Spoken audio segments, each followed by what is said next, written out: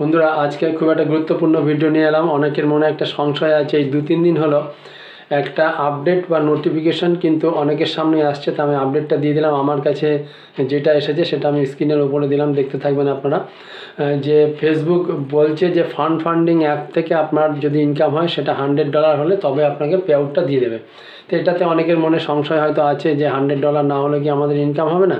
তা সেই বিষয়টা নিয়ে আপনার সাথে আলোচনা করবো। দেখুন, ফান্ডিং অ্যাপ বলতে ফেসবুক বলতে চাইছে, আগে আমরা যেহেতু stream ads on reel, subscription set up এবং বোনাস পে আউট, এই চারটে আমাদের আলাদা আলাদা করে মনিটাইজেশন হতো এবং চারটের ইনকামও আমাদের আলাদা আলাদা হতো এবং পে আউটগুলো আলাদা আলাদা হতো। এখন যেহেতু কন্টেন্ট মনিটাইজেশন এসে গেছে, সবগুলো যেহেতু কন্টেন্ট মনিটাইজেশনের মধ্যে চলে এসেছে, তা সেইটাই ফেসবুক বলছে যে এইগুলো থেকে যখন আপনার ইনকাম হবে, সেই ইনকামটা যখন আপনার $100 হবে তখন কিন্তু আপনাকে পে আউটটা দিয়ে দেবে।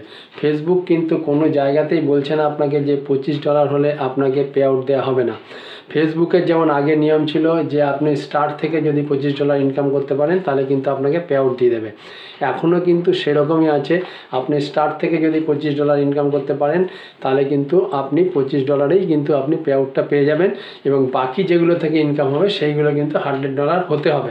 এইগুলো কিন্তু আমার ধারণা, আমি যতটুকু বিভিন্ন সোর্স থেকে এবং বড় বড় কন্টেন্ট ক্রিয়েটাররা এটা নিয়ে ভিডিও করেছে সেই তাদের কাছ থেকে যে সমস্ত জিনিসগুলো জানলাম, জেনে সব কিছু এক করে আমি যে জিনিসটা বুঝলাম সেটা কিন্তু আপনাদের সাথে শেয়ার করলাম।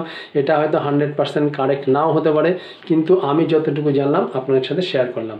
তা আমার মনে হয় আমি অনেকটা সংশয় কিন্তু আপনাদেরকে দূর করতে পারলাম।